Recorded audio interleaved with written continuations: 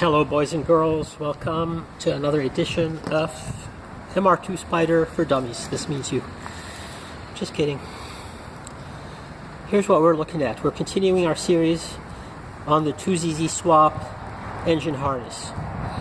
The modifications required to make the engine harness work with the 2ZZ engine and the 2ZZ ECU.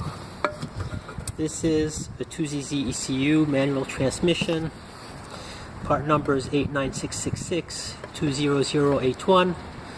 The other part numbers that are available to use are 20080, 20082, and 20083. These are the four ECUs that are compatible for the 2ZZ swap in the MR2 Spyder. Okay. This is a pretty good ECU. The 8.1 series has a high rev limit and a low lift engagement point. So it's very desirable. Maybe I'll sell this one someday when I'm done with it.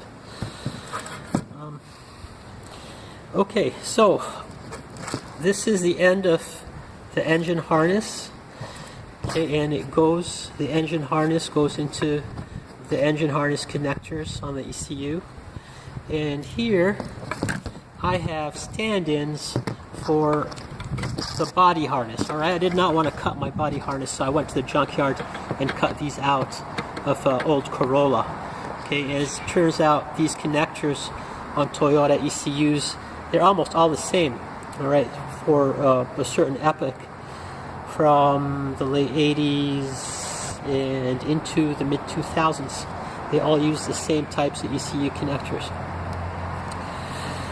And these, as I said, are stand-ins for the body harness. So these would be connected to the body harness in the car. So what we want to do, in order to make the engine harness compatible with the 2ZZ ECU, is there are some lines that need to be rerouted. There's a ground wire that goes from the body harness not from the body harness, but from the engine harness connector. It gets rerouted into two locations on the body harness. And this is a direct ground. In some implementations, people use an alternate direct ground, which is this one. Okay? And it doesn't make any difference which one you use. Actually, this direct ground is the one which is used in the 2ZZ swap harness that you pay a lot of money for. And I've traced out the wiring for the swap harness. This is where they get their direct ground, not here. Not that it makes any difference, they're both direct grounds.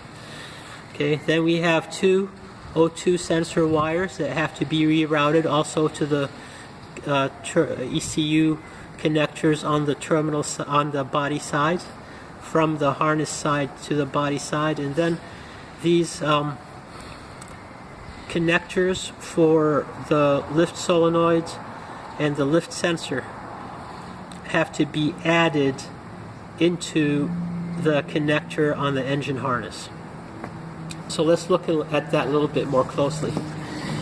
This is the connector, and the wire that needs to be replaced with a lift wire is the second one from the top here. Okay, so we need to take this out and reroute it over to the body harness. So how do we do that? First, we look at the underside of this connector. It has a gate.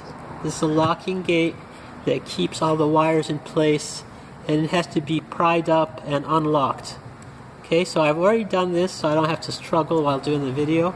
It's pretty easy to do. You get a small jeweler's screwdriver, and there are tabs in here that you can pop up. So it pops up, it becomes raised, and this frees up the terminals inside the connector.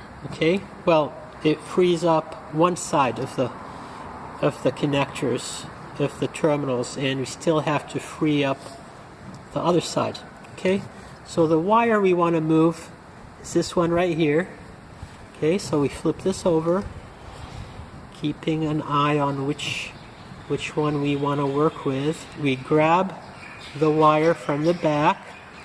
Okay, then we take a very small jeweler's screwdriver and we insert it about 1/4 inch into, okay, you see there's 2 rows of holes for each terminal. You want to go in the bottom hole. Okay, you go in the bottom hole and then you push up and down until you can make it click. You hear it free itself. Okay, and then at that point you're able to pull this out just like this. Alright, so we've de-pinned it. This is called de-pinning. Okay, now in theory what we would do is move this over here to the body side. Now there's a problem with doing that, okay? The problem is that the body harness and the engine harness become coupled. So in practice you would not want to move this wire over the body side. What you would do is you would put a removable connector in between so that if the need arises you can separate the body harness from the engine harness, otherwise they're inseparable. And I'll show how to do this in a future video, okay, in the next part of the series. So with this wire removed, okay, at that point it becomes possible. What have I got here? I've got the the lift wire kit from MWR, and it has the 2 lift sensors, the lift sensor and the solenoid connector for lift. And these wires, what they intend for us to do with them actually is to just cut this wire and splice this in. Splice one of these in. I don't know which one, the green one or the purple one. It doesn't matter. You can just look at the documents. And then this one goes in the position that's right next to the one that we just removed. Okay, so it'd be right here. Oh, I gotta flip it the other way. So that's how this goes. Okay, so we'd have this one going in here, this one going right next to it, and the green one replaces one of the wires that's on the bottom of this connector right here. Okay, so that's what you do. And you know, this is kind of confusing. I'm sort of losing my train of thought. I'm sorry, but this is the general idea, just to show you what's going on with all this stuff. And I'll cover it with more precision and with more accurate details in the next video. Alright, thanks for watching.